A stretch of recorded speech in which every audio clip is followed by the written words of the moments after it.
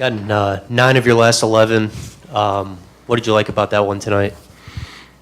Gutsy, win. Sometimes those games are hard. Guys are out for the Knicks, but I thought our guys were locked in, and we played a solid game for 48 minutes. And it was really good to get that win on our home floor last regular season game. So that was pretty special, pretty cool. Trey, I think 3 threes, but scored in a variety of ways. What did you think about just all the different ways he got buckets tonight and was able to score the ball? He's growing. We're watching Trey grow up between, right in front of us, and so he's having a better understanding that when teams close out on him, because he's shooting the 3 ball so well, it's a quick decision for him, and a lot of times it's getting to the basket and finishing, or he's drawing fouls and then kicking it out to teammates. So offensively, he's been off the charts. I know you guys have bigger goals, but for the first time in 5 years, this team has won more games in the regular season than it's going to lose. Is there anything of significance you take from that? Is there any pride in that? For sure. It's a tremendous blessing to have a winning record. I said it to our guys in the locker room. It's hard to win in the NBA. It really is. And so to have a group of guys that are connected, they enjoy playing for each other. And like you said, in 5 seasons, we haven't done it. So it's a huge accomplishment. How much has that been a point of emphasis for the coaching staff to put Trey in positions where, he can come off pin downs, he can run some secondary pick and roll, where he can just do some different things on offense rather than just be a three-point shooter? It hasn't really been a huge discussion for us that we need to get Trey the ball in pick and rolls or in any other space. Right now, the offense is allowing him to just create open quality shots. Guys are getting into the paint. We're watching film on it, and then there's times where we'll draw up an ATO for him when he has it going. But he's really just playing free and playing within the offense. Yeah, speaking of just taking advantage of opportunities, how much have you seen that in Herb and the way his scoring has gone up recently? Love what we're seeing from Herb. He's just playing off his instincts, making plays on both ends of the floor. He's shooting the ball well the last 10 or so games. So, all the things that we need going into a postseason and possible playoff appearance, our team, they're doing it right now. And we talked a lot about CJ and just how his role has shifted a little bit. Just what do you think about just the way he feels? Like, is he just more comfortable where his shots are coming from now in this, different role, and where he can just be more effective in half-court offense? It's trying to have a balance with CJ and Brandon, putting the ball in their hands and just letting those guys play off each other. There's times that CJ has it. There's times that BI has it. BI might have it a bit more right now, but both of those guys are extremely capable of playing with the ball, playing off the ball, and it's a huge bonus for us to have. I know you've already talked about Trey and Herb, but they combined for 46 tonight. How big is it organizationally to have 2 draft picks, players that y'all have selected, to be able to produce at such high levels so early? And what does it mean not only for now, but for the future to have that kind of homegrown success?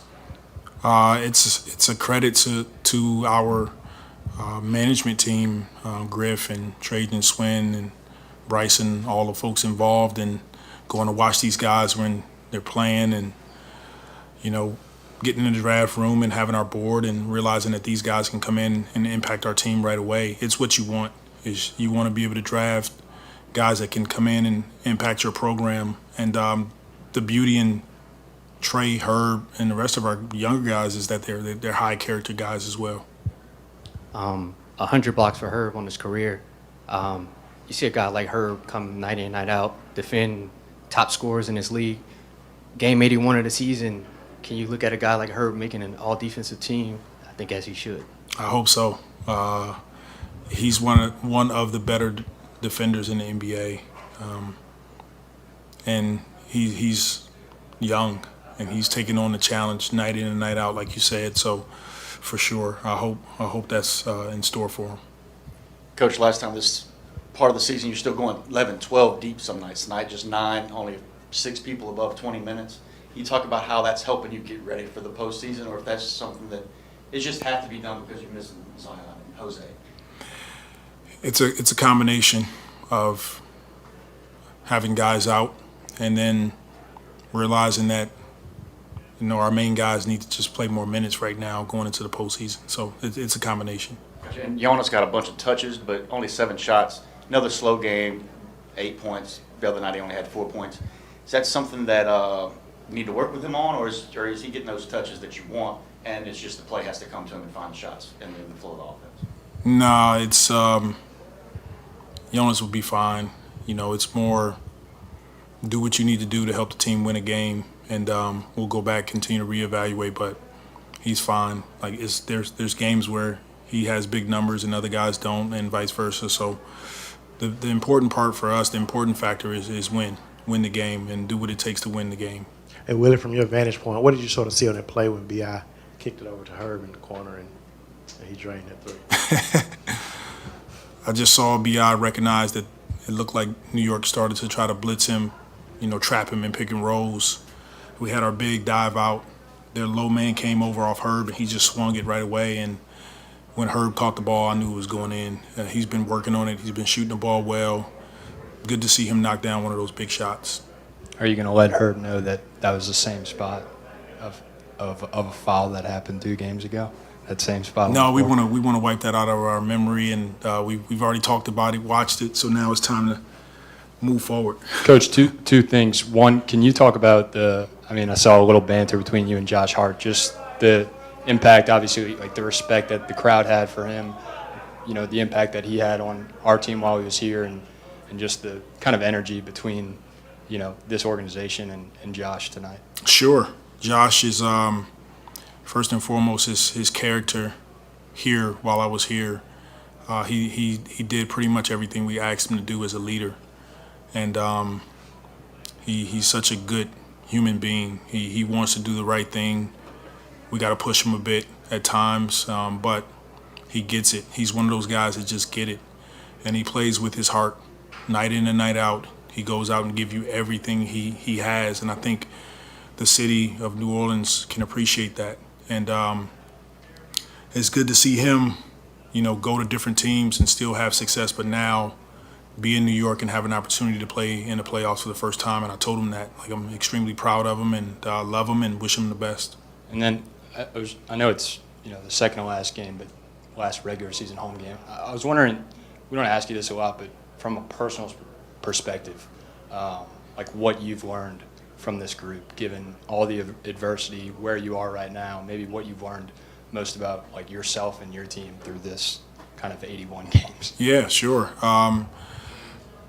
Number one, we once again we have extremely high character individuals in our organization, and I'm blessed to have that. That's not always the case. You guys know that working in the NBA, right? So our guys, they care. And we don't always go out and play our best, but they bounce back and they're resilient. So having those ingredients along with they relish the moment is a pretty decent ingredient to have going into postseason play and trying to build a program. Okay, thank you.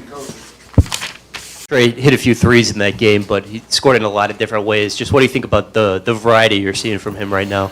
Yeah, he was aggressive. He got downhill some, finished well around the basket. I love it. I love the 10 3-point attempts, and I love the 8 free throws. It means he's being aggressive and hunting shots. That's what we need. We need to get up more 3-pointers as a team. And Coach was on this because I think we had, 8 or 9 attempts. And I was like, they closing out kind of close. It's hard to get the threes up, but we ended up getting 28 attempts. I think it's got to be closer to 35 for us to be competitive, especially as the playoffs gets closer.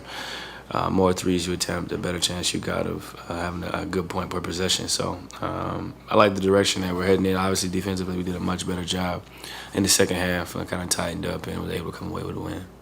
What do you feel like you guys have just found offensively as a team these past few weeks? Just different ways to win games. That's what it's going to take. We got to take care of the ball. Tonight we only had 4 turnovers, which is Well, I'm lying. 12 turnovers, which is, pretty good. Want to have it under 15, under 10 is ideal for us. You got to value possessions, get a shot every time, and then continue to move the ball. When you get stops, it's easier to score in transition, but it's easier to generate threes because the defense is kind of on the move and players get lost. So I think historically we've done a better job of getting stops, getting out and running, than in the half court. More crisp execution, playing in and out, and figuring out how to get the ball to the weak side when nothing's there on the first side. Yeah, we talked a few times about that Lakers game and how your role has shifted a little bit since then. See that. And, just what's it been like for you just figuring out just where to find your shots within the offense now that you're just doing different things and playing at different spots? I can play a lot of different ways. I've been playing this game for a long time, so I just kind of figure out, what it takes for us to be most successful.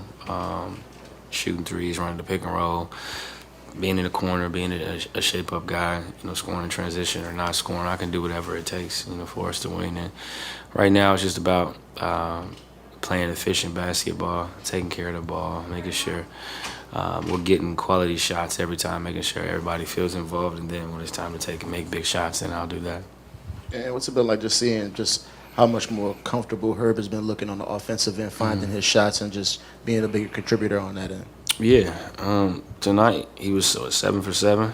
He hit a big three down the stretch, finished well around the basket. Obviously, the defense is there every night. He got a great stop on quickly down the stretch of that game. But he's definitely settling in. The work is starting to catch up, and you're starting to see the results consistently.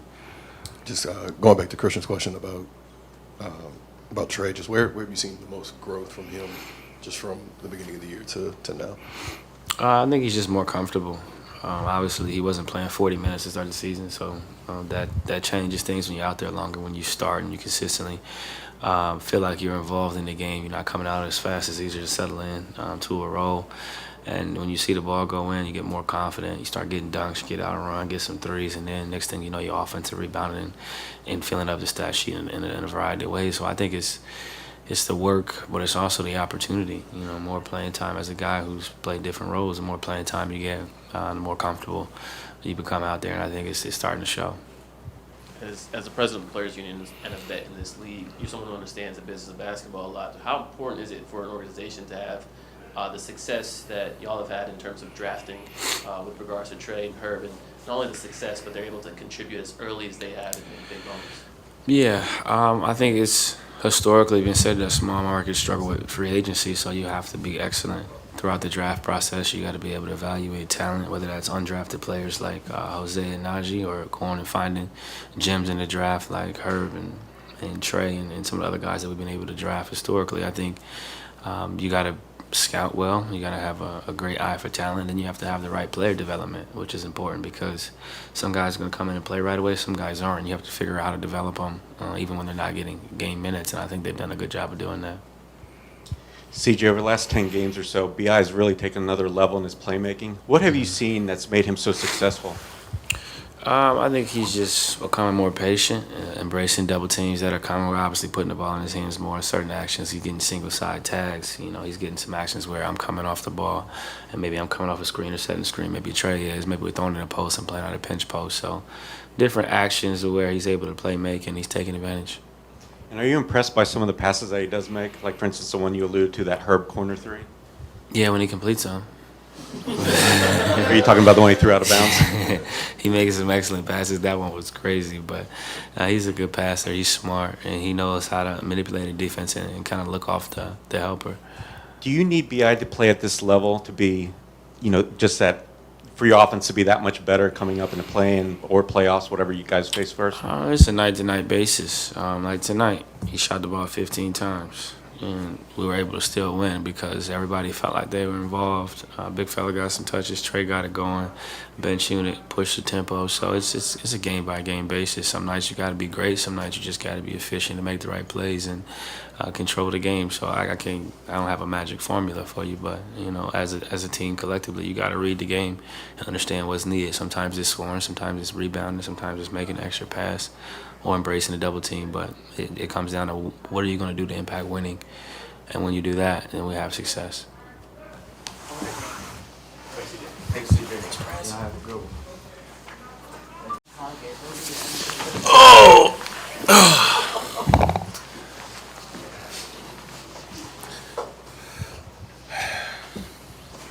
How was okay? 1 second. Just start letting me know. Yeah, I'll let you know. All right, let's go. Christian, you. No, a second. How's the handle feeling for you just compared to the start of the year? A lot more confident. Just working on it every single day with my PD coach, and just trusting it, and also weight room work too. Being stronger with the ball also helps a lot. Yeah, I mean, like there was a period of weeks after Zion went down where you guys were really struggling on offense. What do you think you guys have found as a team lately to start scoring the ball better? Really just pace, doing different things, and, playing to our advantages and playing to our strengths, and also just making quick decisions when we get the ball. I think that's the biggest part of it. There's teams now with the way that BI is playing, they're sending doubles at him. They're sending a lot of different things at him. So us, other players, we got to play off those advantages when they send doubles at him. And we're seeing you have more and more of these big scoring nights. And Willie mentioned it's not like they're, going to the game saying, hey, we got to make sure we run pick and rolls with Trey, or we got to make sure we give him the ball, let him run the offense. What's the key to just having these big scoring nights where you're kind of playing off of BI and playing off of CJ in a lot of these half-court sets? Yeah, really it's just doing my job, doing my role, letting the game come to me, and also just being aggressive. And just playing, just taking what the defense gives me. A lot of it, first half, they were running me off the line. They were playing me a lot closer. So, that's when I was getting to the basket and making plays for myself. So, really, that's all it was. What's it been like seeing Herb just embrace a bigger offensive role, scoring more for you guys, and just being more confident overall what he's doing on that end? Nah, I love it. I tell Herb he got to shoot the ball. And he's been shooting the ball at a great rate ever since All-Star break. So, super proud of him and super happy for him. A couple games ago, you said the offense may need a little more randomness, a little bit more unpredictability, especially if we know that opponents are sending doubles at CJ and BI and all that. In the next 2 games, it seems like there's been a very increased distribution and scoring load. Multiple guys getting double figures. Obviously, the 3 30-point scorers. The last game, would you say that's been, I guess, implemented either consciously or unconsciously? Would you say there's an adjustment that's been made? Yeah, a lot of it. There's a lot of it on us as well, because there's times we can just set random screens in transition. We can get out, we can play defense, and that'll be our offense. That's a part of it too. But yeah, I think we've definitely done a lot more different things that we have done in the beginning of the season. We definitely grown our offense a little bit more, and BI is a big part of this because he is such a good playmaker. In my opinion, he's the best playmaking wing in the league, and he's been finding us and creating his own shot too. And when you say you're doing more like different things than in the beginning of the season, any specific examples you can give? Using smalls to screen and roll to the basket, trying to attack different mismatches, flare screens, flare slips, feeding JV in the post. That's been something that we've been emphasizing these ever since All-Star break, and it's definitely helped us a lot. What do you think about BI's pass to Herb that kind of put that one away? I'm not surprised. That's the type of passes that he makes, and Herb knocked it down. So yeah. Speaking of Herb, he collected his 100th block of his career tonight. You've been an avid spokesperson for him. Do you think he should make the all-defensive team? Herb Jones, first team all-defense. Hey, Trey, we talked about Herb's block. Let's talk about yours. And what was it like blocking Josh? And just kind of talk me through that moment. Man, I knew I was going to block it. I seen him coming down. I was like, yeah, I got to get this one. But, it was fun, man. Josh is one of my big brothers, and playing against him and competing against him is always really fun. I thought we were going to have a B.I. and Frank Jaxson moment for a second because I yelled at him, and I was like, wait a minute, let me make sure it's just friendly, like that's my dog, but the referees were smiling too, so I think they read the room, which was good. That's not always the case with some situations. I'm not saying anything bad about the refs. Let me make sure I say that first before I get fined. So, yeah. And you got really cool with Z over the past year. How tough has it been just the uncertainty about what's going on with him and if he's going to play, when he's going to play, knowing just how big a part of the team he is? Yeah, no, it's definitely tough, especially because, he was out the entire year last year. He's integrated back into the team at the beginning of the year, December. That's probably one of the best months that we've had. I I don't know. I don't know if about organizationally. I'll say it myself because I haven't seen it, but it might have been one of the best months organizationally. And Z was a big part of that. He was playing at an MVP caliber, MVP caliber level. And then, he gets hurt and, he has a setback and he's just, away from the team a little bit. And it's just like tough because at the end of the day, you're looking at a 22-year-old to be the face of the franchise. There's still growing up that he has to do. And that's why, I try to stay with him and let him know I'm still there for him because he's one of my brothers, like, at the end of the day. And, enjoy being around him. Really good dude. And, it's definitely tough seeing him just want to be out there but can't. How much has that been a point of emphasis for y'all? Just trying to stay connected with him, trying to, speak to him through this and make sure he still feels like part of the team. Yeah, no, it's very important. I mean, 1 through 15, 16, 17, however many two-way guys that we have. But, every person on the team needs to feel that love from every one of us. There's no one person that's above any other person. So, I definitely try to keep, talking to Z. At the end of the day, he's still my friend. And, talking to every guy on the team, just to make sure they still feel included. Thanks, Trey. Yep.